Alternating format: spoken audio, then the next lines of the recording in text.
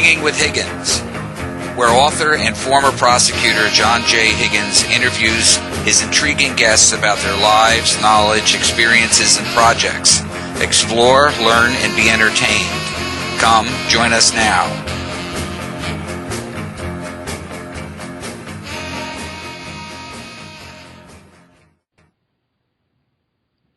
Good evening, and welcome to Hanging with Higgins. I'm your host, John J. Higgins.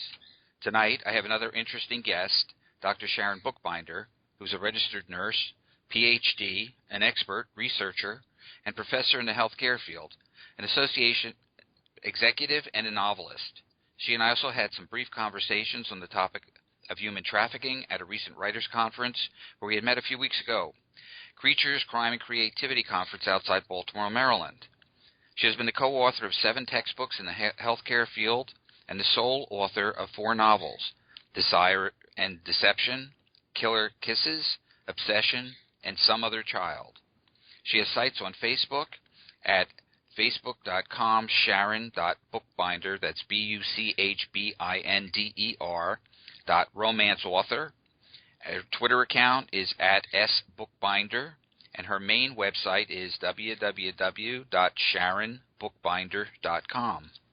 So I'd like to welcome you, Sharon. How are you today? I'm great. Thank you very much. I'm grateful to be back in Baltimore. I was just up in New York City for a site visit for Columbia University's healthcare management program, and that's a 12-hour a day for 4 days, and it's thrilled to be home and sleeping in my own bed.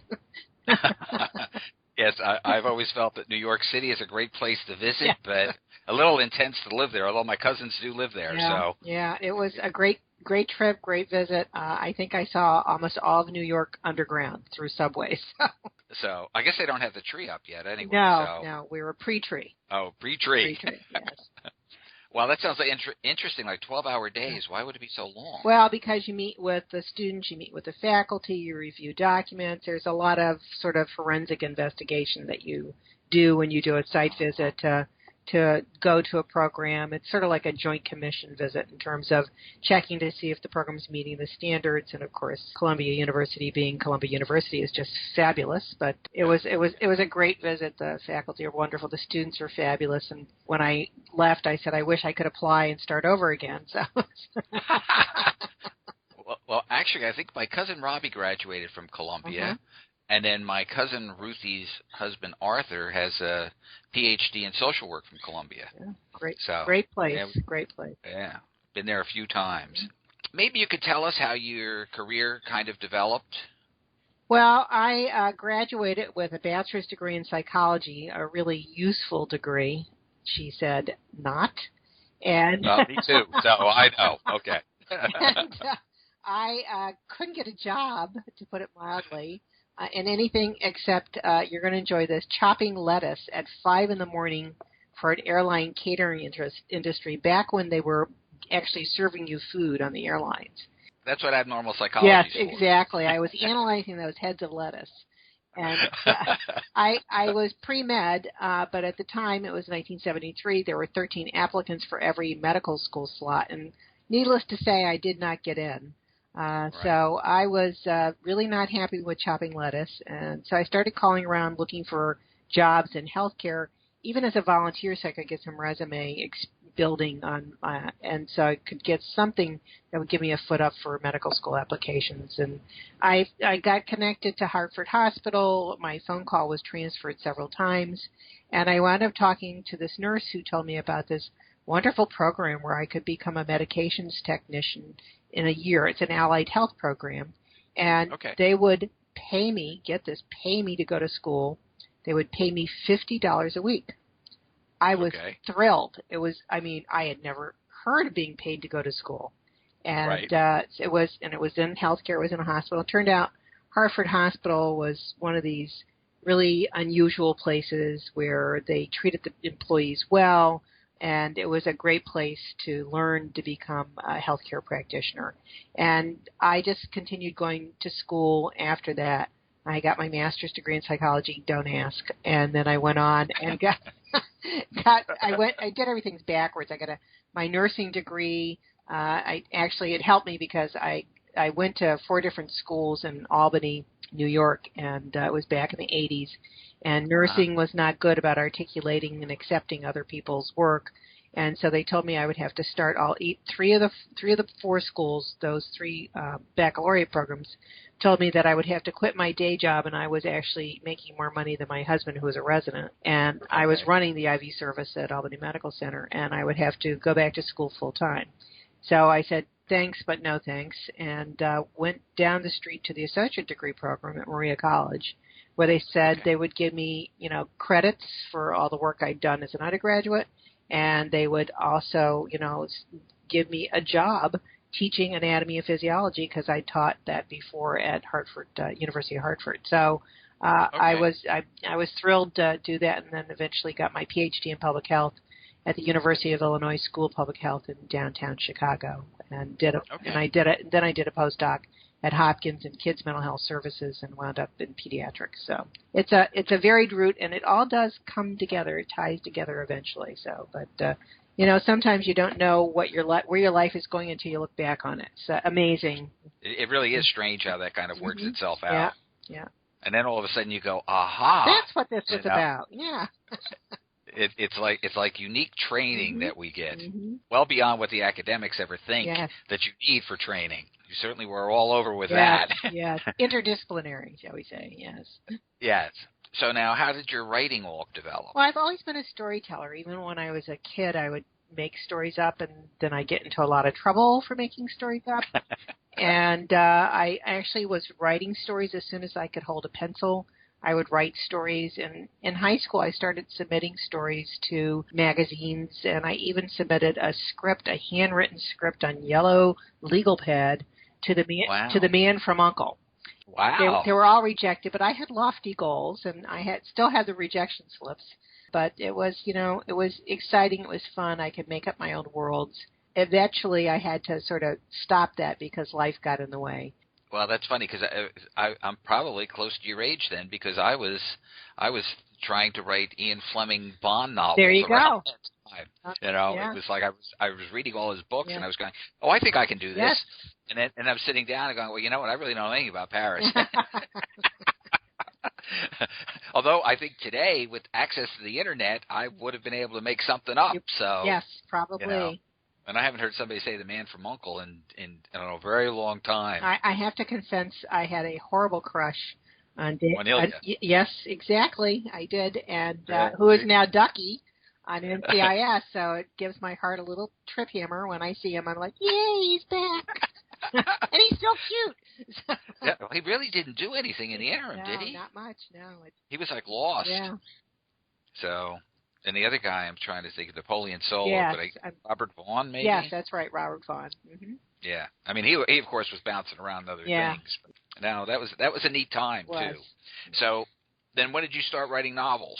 Well, this life thing got in the way. I was married. I had a child. I had a high-level executive job at the American Medical Association, and I was working on my dissertation. So there were a lot of things going on that made it really almost impossible for me to even consider writing fiction. When we moved here to Baltimore and I finished the dissertation and got a textbook published, I sort of stopped and caught my breath, and I was 52.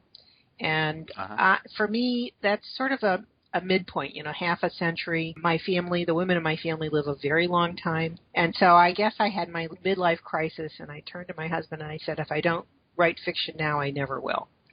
And I ran off to our second home in Florida and started the first draft of Some Other Child. And I haven't stopped writing fiction since then. So. Wow.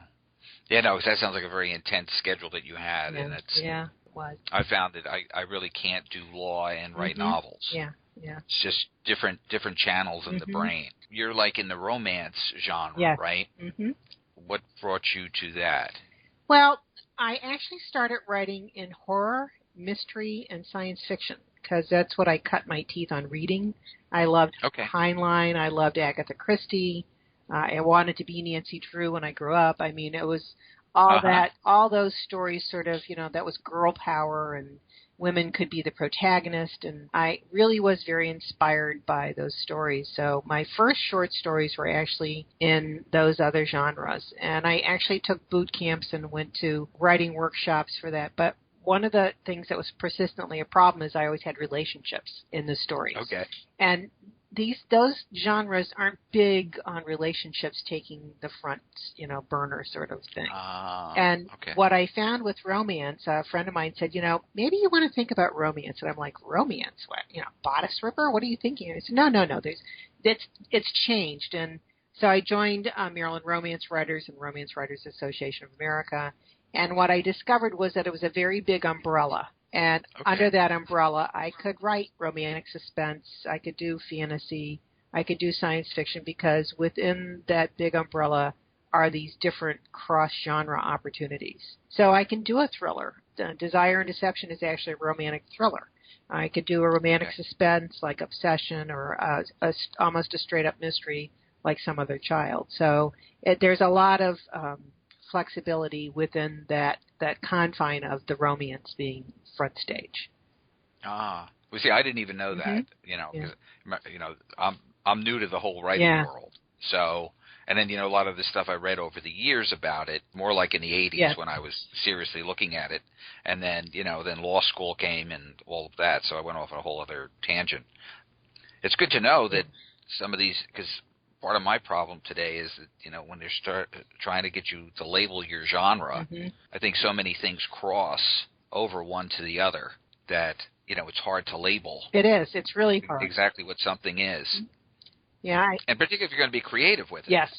Yes. And I think that, so I guess I like the thriller because I can just, you can throw pretty much anything in there that crosses multiple genres into the thriller category, as long as the story is fast-paced and keeps the reader pulled along into the story. So now, have you gone to many of these writers' conferences and that? Because, I bet you it's the one. I've been to, that was my second 3Cs conference, and the people at that conference are really warm and welcoming, and they really care about the writer and the readers, and so that's a really nice conference to be part of. Romance has an annual conference, Romance Writers of America.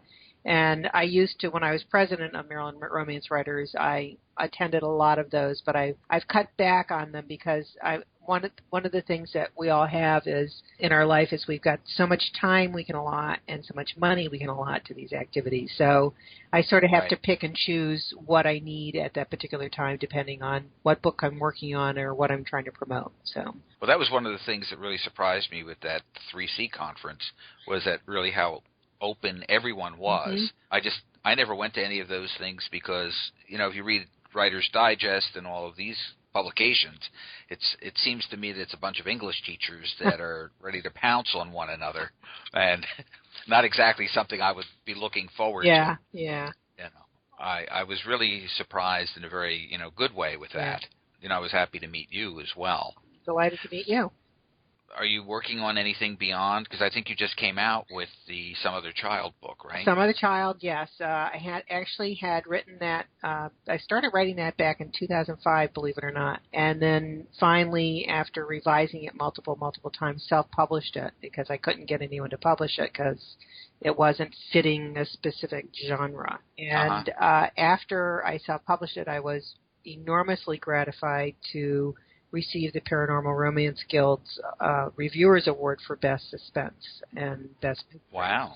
So after that, one of my editors at the Wild Rose Press reached out to me and asked me, was that manuscript perhaps available to be purchased by Wild Rose Press? And I said, well, yeah, I'll take it. I'll self-publish. I can take it down. So now it's so Some Other Child is now with the Wild Rose Press, and I'm really happy with that because it gives me greater exposure. They have many more venues than I would with Amazon.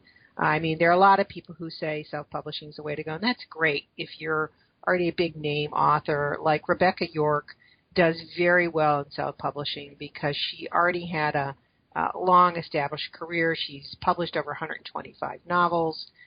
She's, New York Times bestselling author. So if you venture out and do that on your own, then you're in great shape because you've already established this large following. But if you're like me and you're not that particularly well known, it's really nice to have, number one, the validation of an external publisher, that it's not just you, And it's good to have, those other venues where they can help you to promote them. So I'm very happy with the Wild Rose Press. They've been, as the joke goes, they've been bitty good to me. So. Yeah, well, I mean, today when new authors are coming up, that's part of the problem is that there's so many different ways of doing it. And, the normal route, years ago would have been the one route where you kind of threw yourself against the windshield of, agents and the traditional publishers. Yes. Now today you can come, off to the side and come in other routes and whatever. And what you say is really true. There's pluses and minuses to all of that. And, if you can't get published in the beginning, then self-publishing is at least some venue that you can get your stuff out. But I think that it's a lot more work. Oh yes, it is. It's a ton of work. And when I self-published it, I had a wonderful editor who worked with me in formatting because I wouldn't have a clue and I wouldn't have a time to do that. And this was someone who'd already published her own books and was very conversant with formatting and helped me with the cover and all that stuff. So if you're going to self-publish, it's really very helpful to have somebody who knows about editing and the electronic publishing formatting, because even something as simple as can you read it on your computer versus can you read it on your phone? Absolutely. The formatting makes a huge difference. Right. And I mean, 5 years ago, you wouldn't think about reading a book on a phone. Yeah. So, today, with the tablets and all of that other technical, capabilities that kick around between the phones and the tablets and the computers and whatever. Yeah. There's just so many different formatting issues, I'm sure. And I know that even just learning the software, sometimes are just normal stuff. My office always used WordPerfect. Don't ask me. We're the only place in the state that used it. It was a nightmare when I'd go to a county and there'd be something wrong in the indictment I was presenting. Because nobody else had it, so we had to type the whole thing up again. Oh, Lord. And then when I got into Microsoft Office and that, and then the new version, I guess the 2010 version, you could track changes, which was like, oh, my God, what a great... Isn't it wonderful? Yes. What a great tool, but you've got to learn it still, I mean, the tool's no good if you don't know how to use it. Absolutely. And it's made a lot of... To me, that was like going from the Selectric typewriters back in the day to a word processor. Yes. I didn't have to have marks all over the document and try to figure out what they were trying to say. Now I could see it, direct. I know there was another area that we kind of talked to that I'd like to touch on for sure because I thought that was really interesting. And one of the big topics that was starting to come through the Attorney General's office when I was, towards the end of my own career was the whole issue of human trafficking. And I think we had some discussion when we were at the conference about that. Yes. So maybe you could explain a little bit of what your knowledge is on that. Well, human trafficking, I like to say it's sort of a good news, bad news story these days. The good news is we're much more aware of it now than we were even 2 to 3 years ago. When I was at Penn Station in New York City, they had the Blue Ribbon Human Trafficking Campaign all over monitors. And when you go to any site where there's public transportation, where there's a possibility of somebody being transported, there's opportunities for people to, see something, say something. So that's great. We have much more coverage in the news. We have a lot of activists with the non-governmental organizations who are working to eradicate this modern-day slavery, and we have many more aware citizen abolitionists now. The bad news is, depending on who you read, it is a $34 to $150 billion transnational business. Wow. Which means there's so much profit, it's going to be a horrible fight to eradicate it. Right. Wherever you have crime syndicates in Eastern Europe, there's a lot of former military who have become crime rings. Right. They're in all over Eastern Europe, bloc countries in South America, in Southeast Asia, and in the Middle East. You have corrupt politicians, corrupt police, border guards, hotel operators, real estate operators. All these enabling factors contribute to the ongoing operation of human trafficking, both sex and labor. So wherever there's an opportunity to make a profit, much like the slavery in our country before 1865, what held our country together in the South was the institution of slavery, because it was such a vast profit that was made on it. And the North made big profits off it too, with the cotton factories and the cotton that was produced. We really, as a nation, made a lot of money off of people being enslaved. So that's what we're up against, because it's the money, it's the profit motive. Right. Well, I know that even trying to penetrate those, foreign crime rings that came, some of them from their intelligence, former intelligence officers, is, extremely difficult even when it's happening in our country. Yes. I mean, at one point we were pursuing one of the Russian operations, and we didn't have enough Russian speakers to put a wiretap on. Oh, jeez. Because you always have to do, there's a term for it that is skipping my mind at this point, but you only get to listen in for the first 30 seconds or so. Oh. And so then you have to make a determination of whether that phone call is, dealing with crime, or, they're talking to an attorney or whatever. So, and if you don't understand the language, you can't do it. Yeah. You can't do it. So it's a tricky business, and they're very tight knit. Oh yeah. And there's a lot of fear involved. I mean, if you or your family is going to be killed because you turn them in, that's a powerful motivator not to say anything. Oh yeah, no, and they are brutal. Yep. They don't, they have. Well, if they're human trafficking, obviously they don't see humans as humans. Yeah, you're just a commodity. So, yeah. No, we had an attorney general who had come in and was making that one of the big things, on the state level that they were starting to look at. I really think it's more of a federal issue, though, because I think they really need to use their resources. States aren't really equipped for these kind of, crime rings. No, you're right. And one of the things that the Blue Ribbon Committee on Human Trafficking, I have the pleasure of being on their mailing list, and also I was able to participate in a conference call this past year on this topic. And, they are making a bigger effort. One of the issues that I observed, even in just doing my articles and the work that I was doing, and not just the research for the novel, but also for the articles that I published in a variety of outlets like the Daily Beast and Islamic Monthly and a bunch of other newspapers. One of the things that I discovered was that the comparability of the data was terrible. That there was no comparison between, you couldn't compare FBI to the Department of Justice to local, state, county statistics, because they collected the data differently.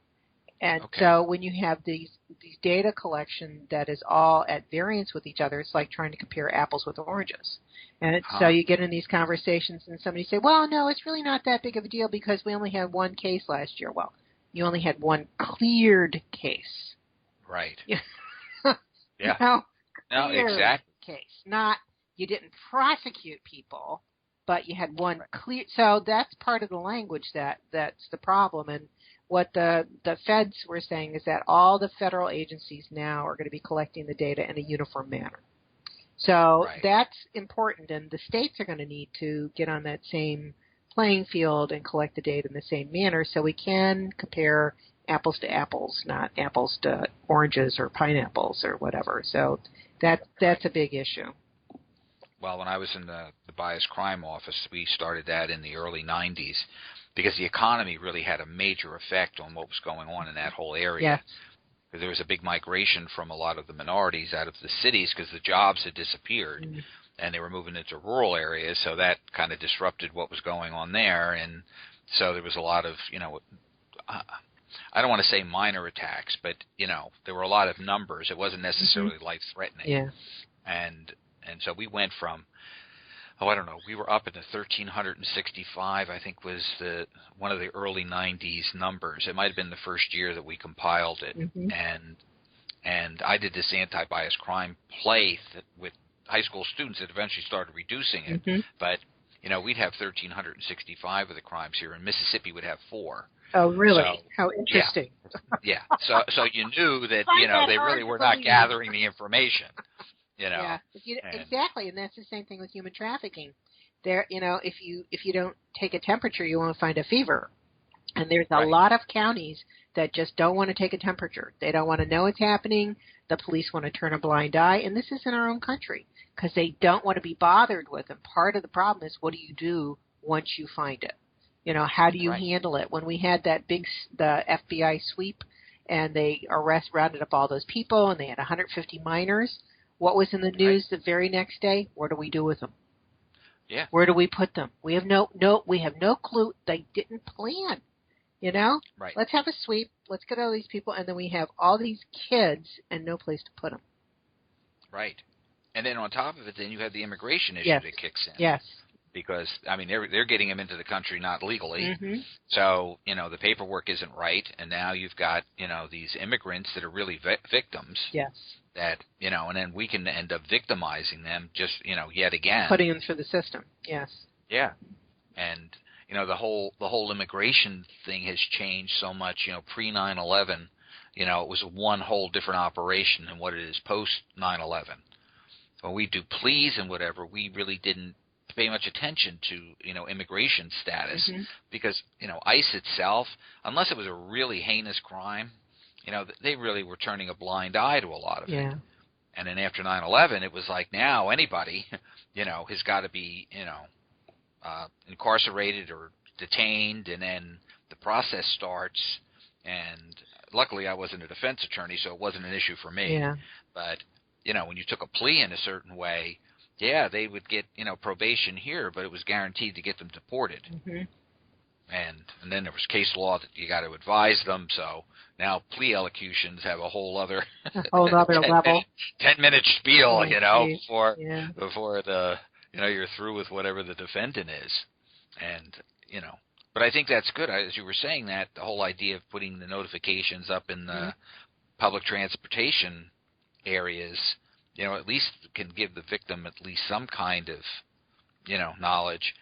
But again, I think the problem for a lot of the people that come from other countries that are, victims of this, is that the police over there are generally so corrupt. Oh, yeah. The last thing they want to do is go to the police. Well, there's that, and also in the countries that they're coming from, we're seeing the not just the economy's destabilizing, but the government's destabilizing.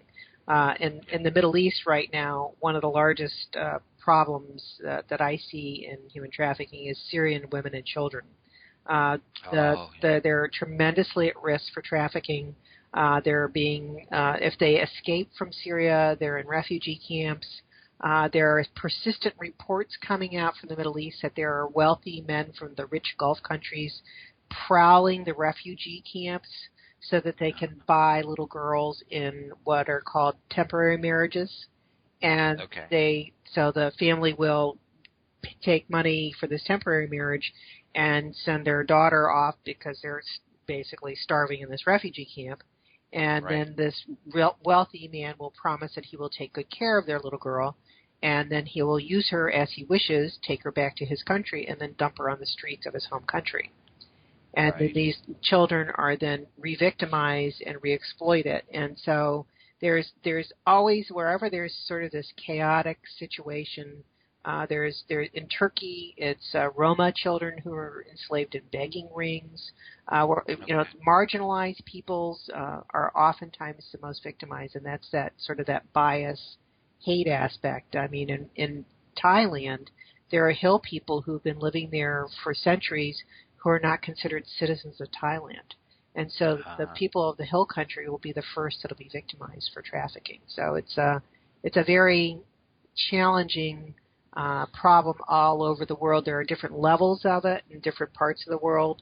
It's in Southeast Asia, has actually the most slaves in the world are in Southeast Asia. Many of them are labor trafficking. It's pretty much in other parts of the world, the trafficking situation is it's 80% labor, roughly 20% sex trafficking. In the United States, it's flipped. It's the other way. So we have more of an emphasis here on sex trafficking with our not just people bringing them in, but pimps who are enslaving girls and stuff like that. So it's very challenging to get a handle on this, and really opportunity for women, education for women, stabilizing environments, whether they're in this country or elsewhere. It's critical to get women more opportunities. That's why Malala was such a powerful figure. When she was shot and attempted to kill her, she was there for women's education, for girls' education. So that's what we're up against, really. Yeah. No, it really is one hell of a mess. It is a mess. It is a mess. Yeah. Lack of a better term. And, the world's not doing well economically. Mm-hmm. So, when the money's not flowing properly, when it, that's the history of the world. Yeah. Anytime money starts collecting into a wealthy kind of group and it's not disseminated among the general public, it really wreaks more and more havoc. Yeah. And, I think that's, part of the problem. Look at all those kids coming up from, Guatemala? Yeah. Escaping, coming out of the crime rings that we sent back, the gangbangers. Oh. That we returned to them from L.A. Oh, yeah. Yeah. Well, it's we had a really nasty murder up here in the schoolyard in Newark, and it was all MS-13. Mm-hmm. And to be an MS-13, they're Dominicans, and they have to be deported from here and sneak their way back in to get into MS-13. So it's kind of a self-identified group that we should be. I don't know. And like you say, when the countries are so corrupt, there's no control when they go back. So, they get to do whatever what they want to begin with. Mm-hmm. And, I've always said, there's a certain population, no matter what you do, are never going to comply with any law. So, and then there's another, I don't know, it's amusing. It was kind of bizarre. We had some pimp that I think we popped at one point that, he was doing the trafficking thing. And when they went into his house, he literally had a throne. And he was called King something or other. Oh, my God. And he had a scepter and, just like bizarre people, some of them. Wow. Wow. And, in general, you wouldn't pay any attention to them. But, when they're exploiting the vulnerable, they really don't have much of a way of protecting themselves. I had years ago, maybe 10 or 15 years ago, I had dated a woman. She was in law school, but she was also a pilot and a captain in one of those C-130s, but the refueling planes. Uh-huh. So I guess it was the first Iraqi war. Mm-hmm. And she was saying how, she had friends that were going to go over to the Middle East, and, she was very pretty blonde and whatever. And she goes, if you're not in the military, you shouldn't go anywhere near there, because they were kidnapping them and then putting them into slavery. And she goes, military will come and find you. But if you're not military, they may or may not. Yeah. And I was like, how can that be? Mm-hmm. But, when there's limited resources and, people don't consider it to be a terrible thing, or it's not even publicized, that, a lot of people fall through the cracks. Yeah. It's just a business to some people. Yeah, no, it really is. So, it's I guess it's going to be one of the main problems that we're going to have for the next number of years, particularly the way the whole world is going. Well, that and Ebola. So, let's mix those two up together and see what happens there. So. Well, you're in the healthcare field, so what's your sense of the whole Ebola thing? I think that we need to be cautious, prudent. I think that we were not prudent. We have been very cavalier. I've published a few blogs about this and about the risk to healthcare workers, and I think that we had a very cavalier attitude towards the disease. It is a wildfire in West Africa. It is burning out of control. I really have nothing but respect, and I really think the people who go to West Africa to help with the outbreak are saints. I think that they deserve, to be treated like heroes. I think we also need to be careful when we bring them back. I think that a mandatory quarantine should be enforced in that country before someone is allowed to come back to our country. And we don't really know how long this virus lives. We don't really know how virulent it is. The literature is not particularly, it's not absolute, and some people like to compare it to HIV, and I will tell you that while there are stigmatizing elements of this disease that are similar, it is not the same disease as HIV. It's much, much, much more virulent. If you compare, for instance, if you had a teaspoon of HIV-infected blood, it would have 1 million viruses in it. If you have a teaspoon of a patient who is, near death with Ebola, it's 1 billion viruses in the blood. And the semen, it will live in the semen for over 3 months. Even if someone has been determined Ebola-free, it still lives in the semen. So there's much we don't know about this virus, and I think that we need to be prudent. I don't think we need to be panic-stricken. I don't think that we should be running around screaming the sky is falling. I think you're more likely to get flu if you're just an average Joe. But if you're the nurse in one of those units or you have someone present to your hospital, you need to be prepared. So I'd like to err on the side of caution in a clinical setting. Well, I think that's really wise. To me, that's part of it. If you're going to go over there, and I do agree that they are saints that go to try to help that, but to spend another month or so in quarantine to make sure there's nothing that they're carrying, it should just be part of whatever that commitment is. I can't imagine these people coming back and then. They had the one doctor in New York. I mean, he was with his girlfriend or whatever before he was coming down with it. Mm-hmm. It's like, you saw the effects of this stuff. I wouldn't want to be anywhere near anybody I cared about until I was sure that, I was on the other side of all of that. Yeah, exactly. And back in the 80s, I had done one of the first AIDS commercials. I had filmed, I was doing anti-drug commercials we were doing with MTV, and then we went national with them.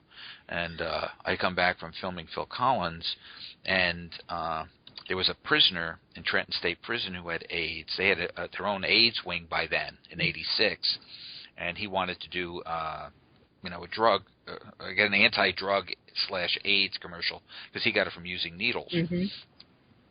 And we had gone in there and we had filmed him and whatever.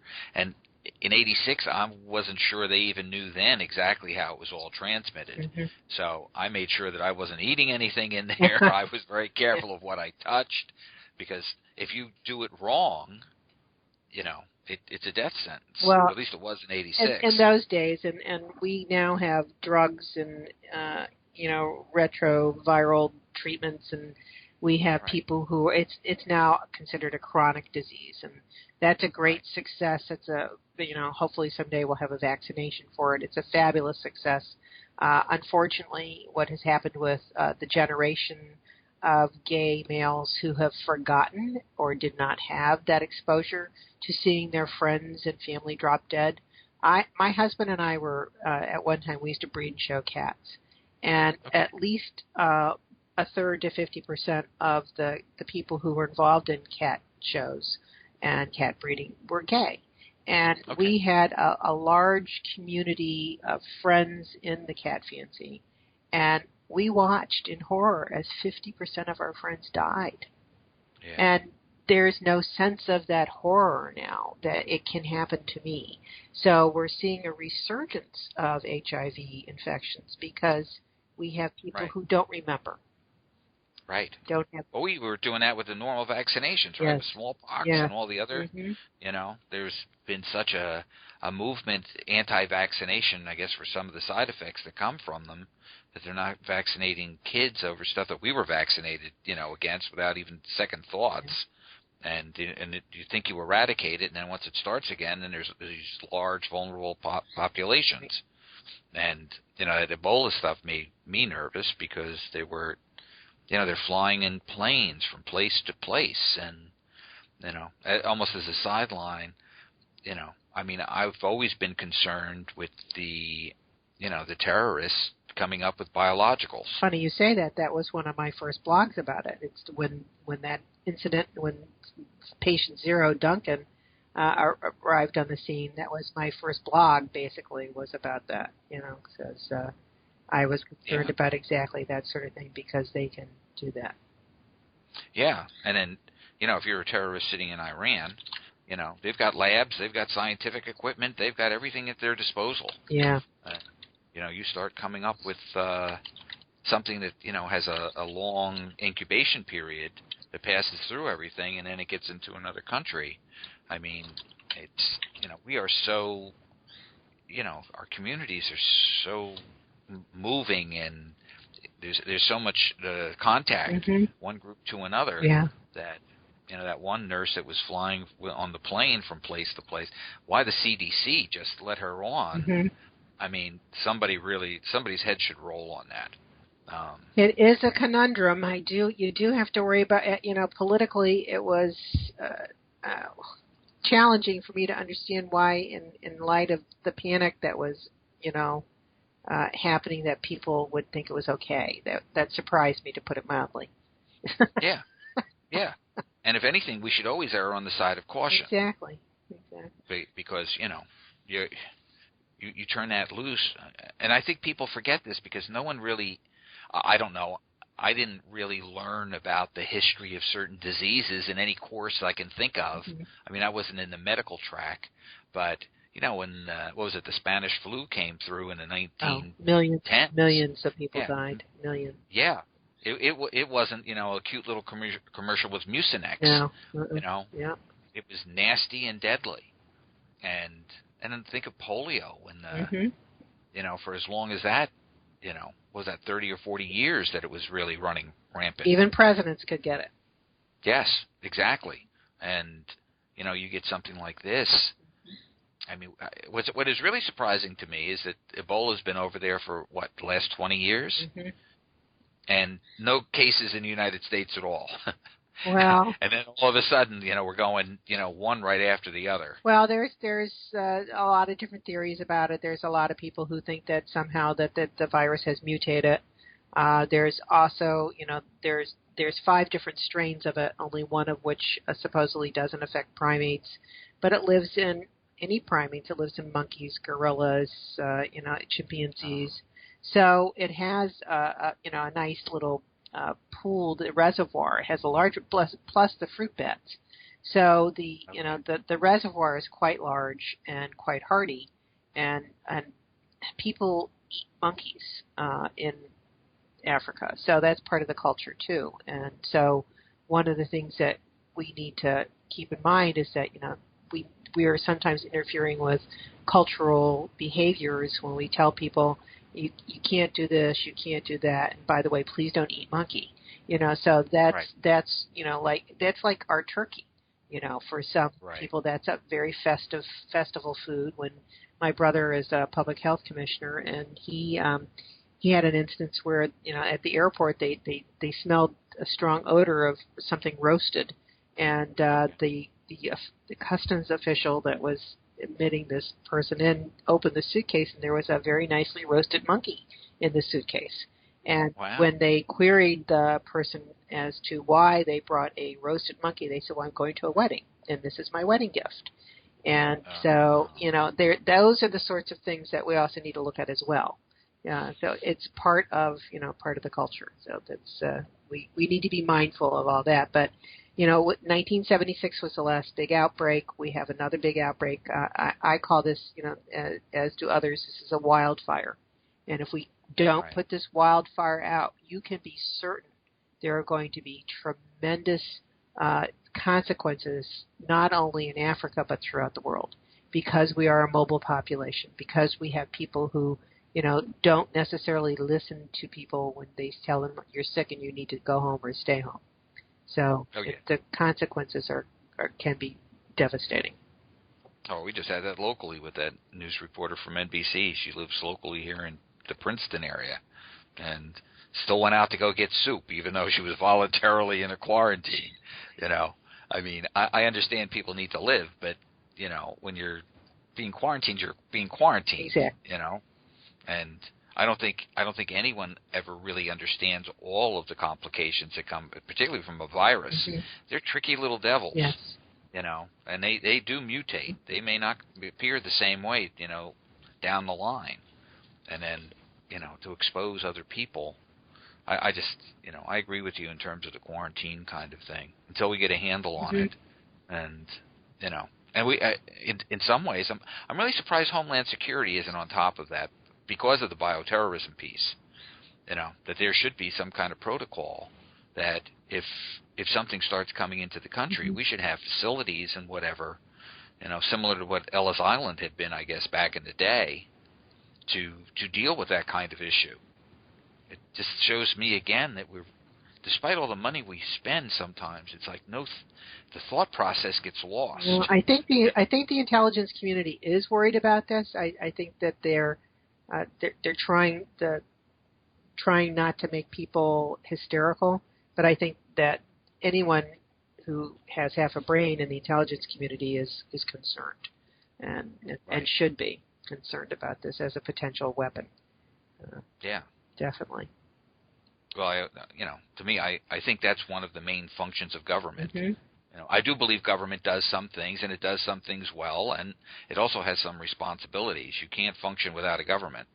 But, sometimes we're not in a 9/11 scenario where one agency wasn't talking to another.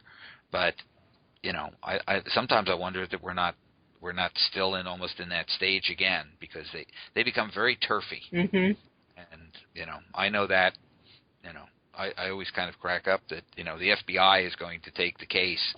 And the only time I ever saw the FBI really appear on anything was when we were like 2 steps away from doing the arrest. and then they were swooping in, Yeah. And it's like, I don't consider them all crack, Some of their people are absolutely experts. Quantico, if you need an expert, that's the place to go. Mm-hmm. But the field agents, I don't know. Same thing with the U.S. Attorney's Office.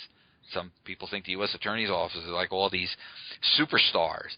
They just went there after law school. It's not like there's some hierarchy of who a prosecutor is and where you take a prosecutorial placement test, and if you're in the upper 90 percentile, that you go to the U.S. Attorney's Office. So, at least on the state level, they basically bungled cases more than they ever helped. Wow. Because they didn't pay attention to state law. Mm. And, in the federal system, you can get away with that. State law, oh, no, you can't do that at all. You lose the case. So, that's just my experience with some of that. And, it just always makes me a little bit on the nervous side. We had some crime rings that were stealing new cars, and they were exporting them out on containers overseas. And I would let that, we'd spend, I don't know, $100,000, $300,000, $400,000 buying used or these stolen cars from these guys until we found who the ringleader was. Because I was always worried that if they're getting it out, can they get it in? Mm-hmm. And dirty nuclear or biologicals. I mean, once they're in, they're in. And when you deal with the jihad kind of mentality, they don't care if they die. Yeah. So it's a whole different kind of, it's a whole different animal that you deal with. So are you doing anything interesting now? Are you going to come up with another book? Well, I've sort of taken a turn to a different type of book. It's still a thriller. I've recently completed Kiss of the Virgin Queen, which is a retelling of the story of the relationship between King Solomon and Makeda, the Queen of Sheba, and the impact of that epic romance on their current-day descendant, who's a genie hunter, Eliana Solomon, and her love interest, a genie-exorcising psychiatrist, so Artie Shahani. So it's under review now. I've got my fingers crossed that it will be accepted for publications. We shall see. And fingers crossed. And now I'm working on Kiss of the Burmese Prince, which is a story about a genie hunter retracing her, quote, crazy grandmother's bedtime stories about the grandmother's journey into the genie realm during World War II in the China-Burma-India theater. And the genie hunter follows her grandmother's journal and discovers the truth of her own origins and finds love along the way. Wow. So that's what I'm working on. So definitely interesting stuff. It's funny because it was only, I think it was last Saturday, I was watching something, I think it was on the Smithsonian Channel, about, they're always looking for the Ark of the Covenant. Oh, yes, yes. And that the myth is that the Queen of Sheba ended up with the Ark, and it's hidden in that one monastery now or whatever. Aksum. It went to Aksum, and it's guarded by one priest for life, and when he dies, another priest takes over the responsibility. Right. But, And that, you see, that stuff really always fascinates me, because when something is missing in history, it's like, well, where did it go? yeah, You know, yeah, and particularly something that had the mystical powers that the Ark had. yes. Right. I mean, if the wrong person touched it, it killed them. Mm-hmm. And then, but they marched. The story is always the blowing of the trumpets at Jericho, but it was really bringing that Ark around the place numerous times. Yeah. Oh, so that's a fascinating kind of. And how did you end up in that kind of thought process? Well, I had written about genies before in Kiss of the Silver Wolf, which is in my anthology, Killer Kisses. And Okay. I had wanted to tell a story, a sort of a coming-of-age story about a young woman who, just in that story, Kiss of the Silver Wolf, about a woman who discovers out upon her parents' death that there was a lot of mystery about her mother, and she through hardship is forced to go back to her mother's hometown, Eden, Kentucky, where she was told, "Don't go there. You don't need to be there. It's not a good place for you." And when she goes to Eden, Kentucky, she discovers that her mother was actually a werewolf. And there's a evil genie who is coming through a portal in a mine, and he's preying on young women in the werewolf pack and creating these deformed children and disabled children. And she finds that she can't turn her head. She can't leave because her brother is one of these disabled children, and she can't. She wants to leave on one hand, but on the other hand, she can't because of her strong ties to the pack. And she, of course, finds her true love. And the genie hunter, Eliana Solomon, first appears in that story because she's from Homeland Security. And she's with the Science and Technology Directorate, which when I made up that title, I didn't know it existed until I went to Google it, and I went, oh, look, there really is a Science and Technology Directorate. So that's wow. me. Wow. Maybe they are looking at genies. I don't know. Well, you know, I don't know. When I was writing The Angels, it's like I was coming up with stuff that I would find later. It was like, you know, you think you're being creative, and I'm like my main character is the Archangel Jeremiel. I wanted to come up with a name that I could easily copyright and not worry about trampling on anything, or, you know, having it so commonly known that I couldn't protect it. That's why you wouldn't use Michael. Yeah. And so I come up with this name, this Jeremiel. And then like 6 months later, I'm looking, and there was a Hebrew rabbi in the 1300s that used Jeremiel and had written some, you know, the Chronicles of Jeremiel or whatever. Interesting. Yeah, and you sit there and you go, wow, you know, it kind of, you know, sparked my mind in terms of Jung's thoughts of, you know, there being a collective unconscious that someplace along the line. And, sorry, I went to your website. That was a mistake. I didn't realize I'd get music in the middle of your interview. Sorry. Oh, that's okay. And you know, I think, you know, the whole angel story to me is I thought that I'd find 16 books on it. Yeah. You know, because it's in my head, you know, and there was nowhere I could track it back, and it's almost like this unwritten story that's I think in a lot of people's minds. And that's why I figured, well, if I can't find it, I'm going to write it. Yeah. And actually, there's other books I wanted to write, but, you know, that was in my way. Yeah.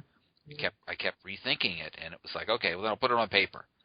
And what you're saying, it sounds, you know, very similar to that, is that, you know, all of a sudden there's this spark that comes up in your mind, and off you go, and then you find these confirmations that, oh, yeah, that is there. Yeah. So, and genies are also very interesting creatures. Yes.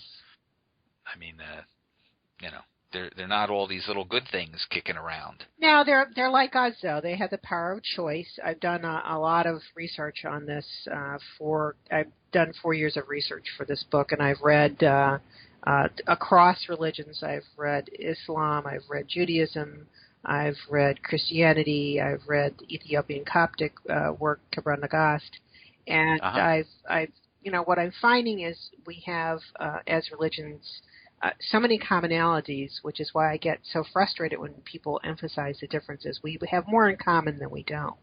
And Absolutely. the genies are this very interesting entity that was, according to Islam, created at the same time. Well, they actually predate Islam. But if you read the Quran, they were created at the same time as men and angels. And the genies were created from smokeless fire. And they are live in a different dimension. And now that we have all this scientific evidence about there are alternate dimensions, it does sort of lend one to think about, oh my goodness, has this been all along with these other dimensions? And the story, basically genies can live alongside you in a parallel dimension. You may not even be aware that they're there.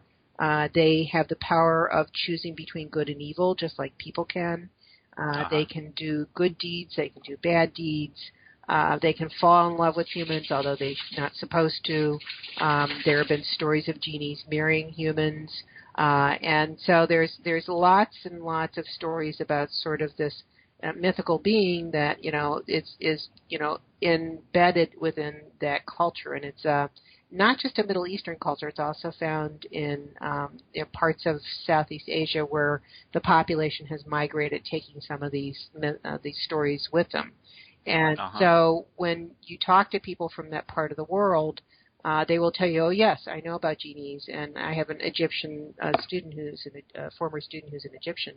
And when I started talking to him about this, oh, yes, we know all about genies. And so there's a whole culture about exorcising genies, from like a Christian exorcism, the Catholic exorcism of demons, but genies aren't demons. And there's also Jewish exorcisms of Dybbuk, which is probably something very few people know about. But there was a movie called The Exorcism put out in the 1930s about a woman who has an exorcism for a Dybbuk that tries to take over her body. So there are these entities that will attempt to take over your body, and genies can attempt to possess someone and give them pain, make them ill, make them suffer. And part of what this character, the psychiatrist Artie, is doing is he's the person who works closely with a local imam to determine if a particular person who's suffering from symptoms is having psychological or physical issues, or if it's something that is of a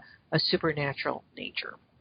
And so it was a lot of fun and really very amazing to do the research for this. I feel like I've taken another doctorate in this literature, because it's just been so much fun to read, and it's been so interesting to talk to people. And when I had 25 beta readers for the manuscript, of whom approximately 1/3 were Muslim. And I was concerned. I didn't want to offend anybody. I wanted to be careful. I had Jewish readers. I had Christian readers. I had African American readers, because I wanted to make sure that I wasn't being insensitive or offensive. And the feedback was overwhelmingly positive. So I'm hoping that it sells and that it does well. But it was just a story that I had to tell, because it just sort of possessed me, so to speak.